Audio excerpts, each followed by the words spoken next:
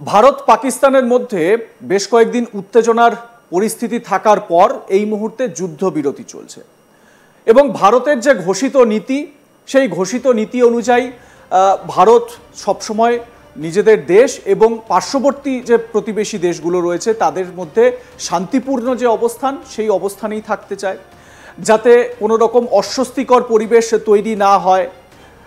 এইটা একটা ঘোষিত নীতি ভারতবর্ষের। কিন্তু এই যুদ্ধবিরতির পরপরও পাকিস্তানে এই মুহূর্তে ঠিক হচ্ছে কি? দেখুন, অনেক রকম কথা, অনেক রকম বিষয় আলোচনায় আসছে। পাকিস্তানের বিভিন্ন সংবাদ মাধ্যমে, বিশেষ করে সোশ্যাল মিডিয়াগুলোতে এই মুহূর্তে একটা বিষয় নিয়ে বা বেশ কিছু বিষয় নিয়ে নানান রকম তোলপাড় চলছে। তো সেটা পাকিস্তানের একেবারে অভ্যন্তরীণ একটা বিষয়।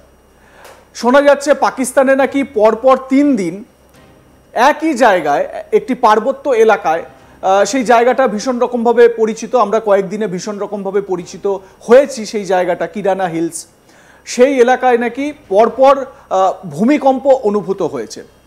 এবং সোশ্যাল মিডিয়ায় এটাও খবর যে ওখানকার যারা মানুষ, স্থানীয় মানুষ, তাদেরকে অন্যত্র সরিয়ে নিয়ে যাওয়া হচ্ছে।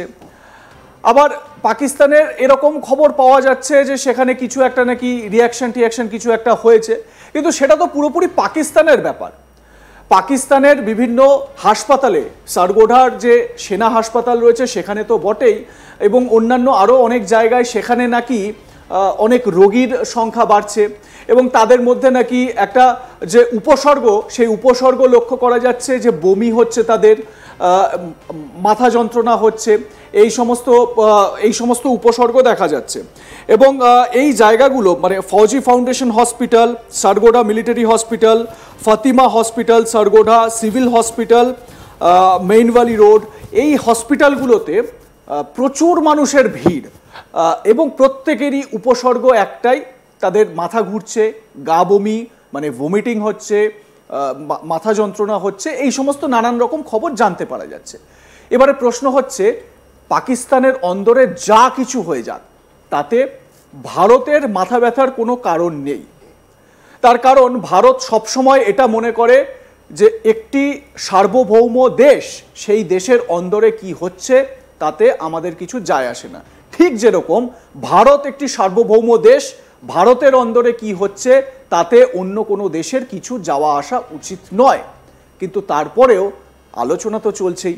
সোশ্যাল মিডিয়াগুলো খুললেই এই সমস্ত ছবি আমরা দেখতে পাচ্ছি, নানান রকম খবর আমরা দেখতে পাচ্ছি। আর ঠিক এই জায়গা থেকেই এই বিষয়টাকে একটু বিশ্লেষণ করার চেষ্টা করব একটু সহজভাবে, যেটাতে আমরা বুঝতে পারবো। তার জন্য আমার সঙ্গে স্টুডিওতে রয়েছেন আন্তর্জাতিক সম্পর্ক বিশেষজ্ঞ শুভাশিস ব্যানার্জি। শুভাশিস দা, স্বাগত আজ তাক বাংলায়। শুভাশিস দা, যেরকম আমি প্রথমেই বললাম, একটি সার্বভৌম দেশের অভ্যন্তরে যা খুশি তাই হয়ে যাক তাতে আমাদের কিছু যায় আসে না।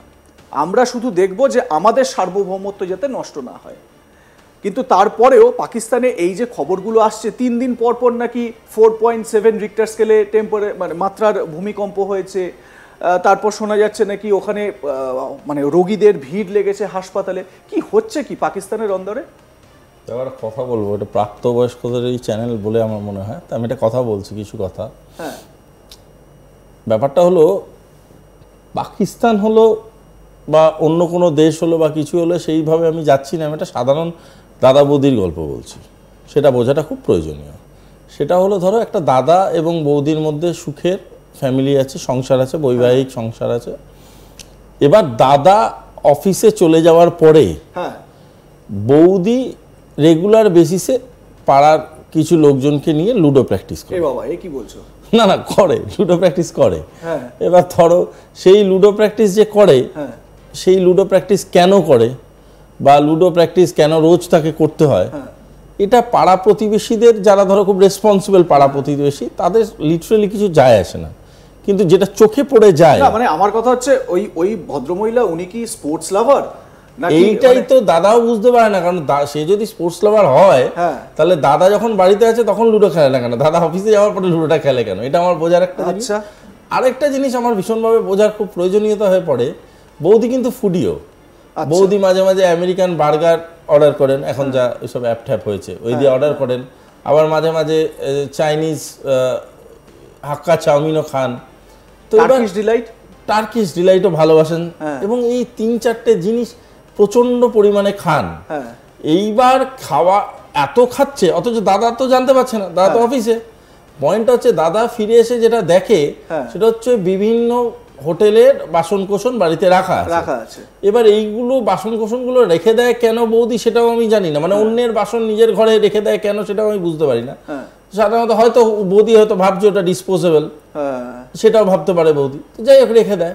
এতে কি হয়েছে, ফার্স্ট কথা হচ্ছে বাড়িতেও আবর্জনা জন্মায়, নোংরা জিনিসপত্র থাকলে কি আবর্জনা জন্মায়, এবং এই আবর্জনা থেকে প্রচুর রোগ হতে পারে।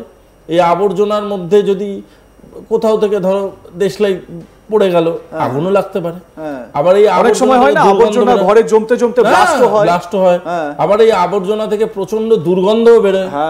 এই সব করে পাড়া প্রতিবেশীকে বৌদি এন্টারটেনমেন্ট যা আর কি, মানে তার জীবনশৈলী দিয়ে সব থেকে বড় জিনিস যেটা ঘটিয়েছে সেটা হচ্ছে বৌদি তার নিজের সাংসারিক জীবনে যা বিপদ এবং যা একটা হাস্যকর পরিস্থিতি সৃষ্টি করেছে, সেটা কিন্তু আমার কাছে খুব মানে অ্যালার্মিং। এবার এখানে বৌদি মানে তোমরা যদি পাকিস্তান ভাবো তাহলে আমার কিছু করার নেই, কিন্তু আমার এই মনে হলো একটা পারিবারিক একটা পাড়ার গল্প তোমাকে জানানো উচিত। এবং আমার এটাও বোঝার যে এখানে কিন্তু মানে দাদা ইন্টারাপ্ট করছি, মানে আমাদের দর্শকও খুব ভালো করে বুঝবেন যে একটা আন্তর্জাতিক সম্পর্কে এই যে পাড়ার যে গল্পগুলো জন্মায় না, এই পাড়ার গল্পগুলো কতটা ইম্পর্টেন্ট হয়ে ওঠে, মানে একদম সূক্ষ্ম সূক্ষ্ম জিনিস থেকে কিন্তু কত কিছু বেরিয়ে আসে। ঠাকুর বলেছিলেন না, রবি ঠাকুর, যেখানেই দেখিবে ছাই উড়াইয়া দেখো তাই পাইলেও পাইতে পারো অমূল্য রতন।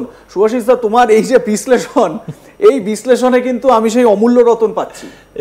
এবং এই দাদার নাম শেহবাজ শরীফ হতে পারে, দাদার নাম মুনির হতে পারে, সেটা দাদা আর বৌদির নিজস্ব ব্যাপার, কাকে সে দাদা হিসাবে মান্যতা দেবে। এবার পয়েন্টটা হচ্ছে বৌদি কিন্তু খুব ওপেন মাইন্ডেড। বৌদি সবাইকে নিজের বাড়িতে আত্মীয় স্বজন হিসেবে জুটিয়েছে। বৌদি দিনের পর দিন লুডো খেলছে বিভিন্ন পাড়ার লোকেদের সাথে, স্পোর্টস লাভার, যেটা আমি বললাম। স্পেসিফিক ভাবে লুডোটাই কেন খেলেন?